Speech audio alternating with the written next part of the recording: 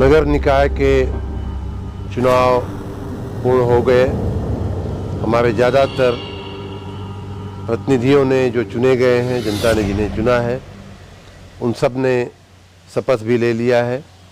अब वो सभी नगर विकास परिवार के अंग बन गए हैं।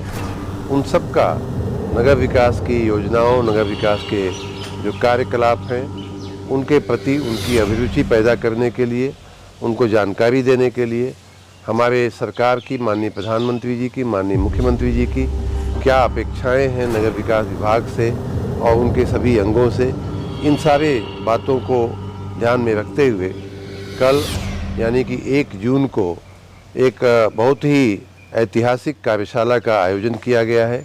ऐसी कार्यशाला मुझे नहीं लगता कि पहले उत्तर प्रदेश में कभी ऐसी कार्यशाला हुई होगी किसी चुनाव के बाद।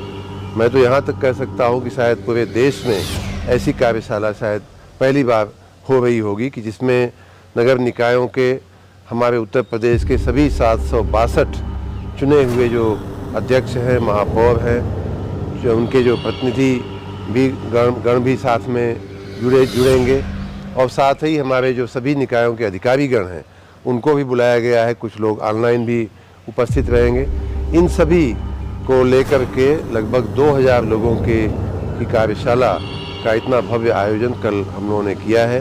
उसमें माननीय मुख्यमंत्री जी का भी आशीर्वाद मिलेगा, माननीय उप मुख्यमंत्री द्वय का भी आशीर्वाद मिलने वाला है और बहुत से हमारे जो एक्सपर्ट हैं नगर विकास के कार्य प्रणाली से जुड़े हुए, उन सब का भी मार्गदर्शन हम सबको मिलेगा।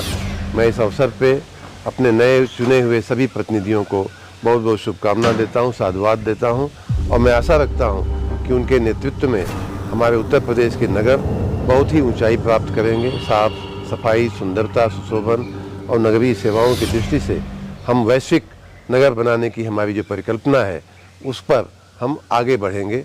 बहुत बहुत धन्यवाद।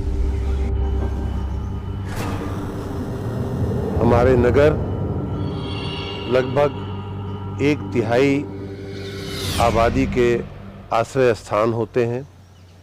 हमारे नगर हमारे देश और प्रदेश की पहचान होते हैं, उनके चेहरे होते हैं, आईने होते हैं। उन्हें देख करके ही लोग प्रदेश और देश के बारे में धारणा बनाते हैं।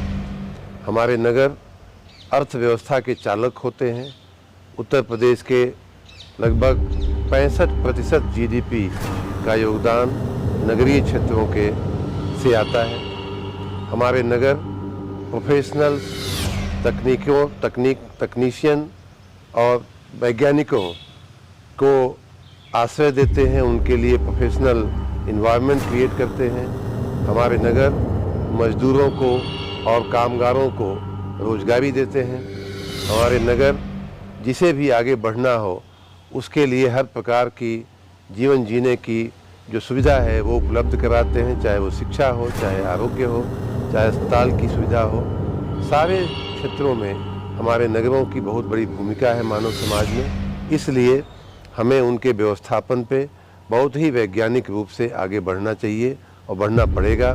हमारे नगर इसलिए भी महत्वपूर्ण है कि हमारी सुरक्षा की दृष्टि से, समृद्धि के लिए वो बहुत महत्वपूर्ण है। हमें उनका व्यवस्थापन इसलिए भी बहुत अच्छे से करना चाहिए। मैं आशा रखता हूं कि नए नगर निकाय के जो चुनाव हुए हैं, जो प्रतिनिधि चुने गए हैं, वो सभी लोग, चाहे वो महापौर हों, चाहे नगर पंचायत, नगर पालिका के अध्यक्ष हों या सभासद और पार्षदगण हैं, वो सारे लोग इन बातों के मद्देनज़र, इन बातों को ध्यान में रखते हुए हमारे नगरों के व्यवस्थापन में अपना पूरा समय देंगे, पूरा जी जान से उनके कार्य में लग जाएंगे। आने वाले दिनों में विशेष रूप से बरसात का सीजन आने वाला है। नाले नालियों की सफाई से लेकर के रोज़ की सफाई, रोज़ की दैनिक सफाई, सुबह उठ करके उसकी मॉनिटरिंग, ये सभी महत्वपूर्ण कार्य हैं। मैं आशा रखता हूँ और शुभकामना देता हूँ कि हमारी नई टीम इन सारे कार्यों को बहुत अच्छे से करेगी और हमारे नगरों को वैश्विक